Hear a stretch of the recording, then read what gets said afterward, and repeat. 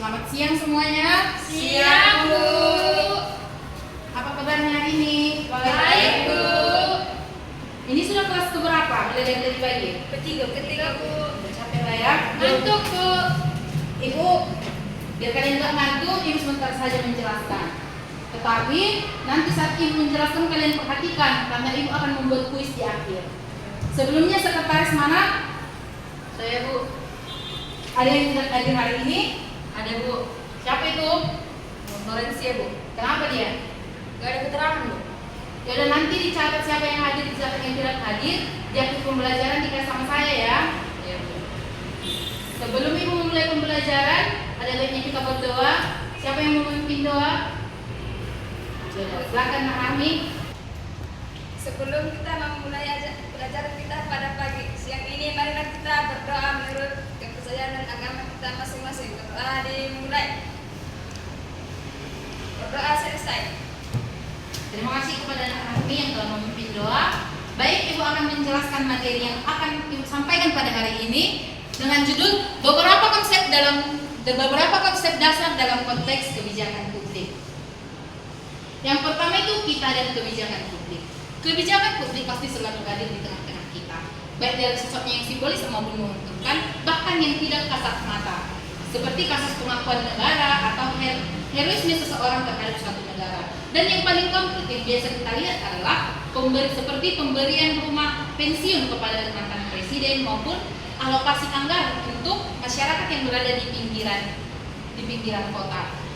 Materi selanjutnya itu kebijakan publik. Kebijakan publik adalah kebijakan pemerintah yang memengaruhi setiap orang di suatu negara bagian atau kebijakan secara umum yang dilakukan pemerintah untuk mengatur masyarakatnya. Adapun yang materi yang selanjutnya adalah ciri-ciri kebijakan publik. Seperti yang kalian lihat yang ada di PPT, Ibu telah menyediakan 3 ciri-ciri kebijakan publik. Yang pertama, kebijakan publik merupakan tindakan yang sengaja dilakukan dan mengarah pada tujuan tertentu daripada sekadar sebagai bentuk perilaku secara kasar. Yang kedua, kebijakan pada hakikatnya terdiri atas tindakan-tindakan yang saling terkait dan berpola pada pengaruh tujuan tertentu dan yang dilakukan oleh pejabat pemerintahan dan bukan keputusan dari sendiri-sendiri oleh pemerintah yang ada di atas. Dan yang ketiga, kebijakan itu adalah hal yang nyata dilakukan pemerintah dalam bidang-bidang tertentu, misalnya dalam mengatur perdagangan dan mengalokasikan inflasi. Selanjutnya yaitu tujuan tuntutan kebijakan. Tuntutan kebijakan adalah tuntutan yang dilakukan oleh masyarakat kepada pejabat-pejabat pemerintah yang dilakukan oleh aktor lain, baik swasta maupun kalangan dalam pemerintahan sendiri dalam sistem politik untuk melakukan tindakan tertentu atau sebaliknya, atau bisa juga merupakan desakan dan umum agar pemerintah berbuat sesuatu hingga usulan untuk mengambil tindakan atas konflik yang tertentu yang terjadi dalam kehidupan masyarakat. Yang selanjutnya keputusan kebijakan. Keputusan kebijakan adalah keputusan-keputusan yang dibuat oleh para pejabat pemerintah untuk memberikan keabsahan maupun legitimasi kewenangan atau memberikan arahan terhadap pelaksanaan kebijakan publik. Dan yang terakhir, yang selanjutnya keluaran kebijakan. Keluaran kebijakan artinya dapat dilihat dan dirasakan oleh masyarakat karena menyangkut hal-hal yang terjadi dan dilakukan guna merealisasikan apa yang telah digariskan dalam keputusan-keputusan dan pernyataan-pernyataan yang telah disahkan oleh pemerintah. Yang selanjutnya itu hasil akhir dari kebijakan. Biasanya hasil akhir dari kebijakan ini adalah akibat-akibat atau dampak yang dirasakan oleh masyarakat secara langsung sebagai konsekuensi logis dari adanya tindakan atau tidak adanya tindakan pemerintah dalam bidang-bidang atau masalah-masalah tertentu yang ada di masyarakat. Nah, yang terakhir, mengapa kebijakan publik perlu dipelajari oleh masyarakat? Kebijakan publik perlu dipelajari oleh masyarakat itu karena kebijakan itu sendiri bisa kita pahami dan kita informasikan prosesnya untuk pembuatan kebijakan dan cara melakukan penelitian mengenai isu-isu kebijakan tersebut dan juga untuk bisa mempengaruhi secara langsung hasil akhir dari proses pembuatan kebijakan tersebut.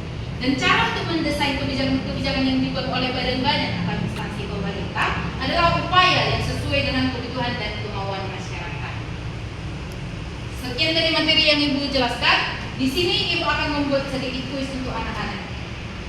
Baik, untuk perwakilan Ibu panggil 2 orang untuk menjawab kuis yang akan kalian pilih sendiri dengan cara men-speed.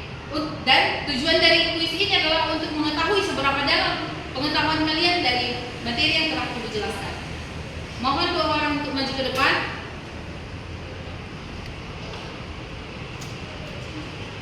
Satu orang lagi, kalau bisa jangan Ibu tunjuk ya anak-anak.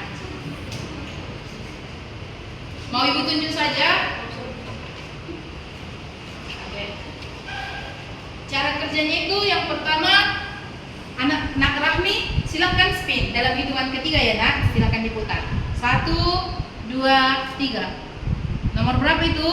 3. Silahkan jawab pertanyaan nomor 3 nak. Bawa ke tempat duduk, kerjakan pikirkan dalam 1 menit dan Ibu akan menanya apa jawabannya. Yang kedua untuk Nak Ertika, silakan di spin nak. Nomor berapa itu nak? Nomor 2 Bu. Silakan diambil pertanyaannya, silakan duduk ke tempat ini. Baik Saudara Rahmi, sudah bisa nak? Sudah Bu. Oke, silakan dijawab. Keputusan kebijakan publik adalah keputusan yang dibuat oleh pemerintah untuk pengaturan terhadap masyarakat. Baik, terima kasih untuk Narami. Berikan tepuk tangan untuk temannya. Bagaimana dengan Ertika? Sudah bisa? Sudah Bu. Silakan. Baik, jadi di sini pertanyaannya sebutkan pengertian dari kebijakan publik. Nah, arti dari kebijakan publik itu sebuah kebijakan atau tindakan yang dibuat pemerintah, di mana kebijakan ini dibuat untuk kepentingan-kepentingan dalam masyarakat. Bagus sekali Nak Ertika. Berikan tepuk tangan untuk temannya. Sejauh ini berarti Ibu bisa menilai bahwa pemahaman kalian sudah bisa tentang materi yang baru Ibu sampaikan ini. Yang terakhir Ibu mau sampaikan, minggu depan sepertinya Ibu tidak bisa masuk. Jadi untuk minggu depan kalian baca-baca bab 2. Iya Bu. Kerjakan latihan bab 1 dan soal bab 2 untuk minggu depan. Iya Bu. Sekian dan selamat sore anak-anak.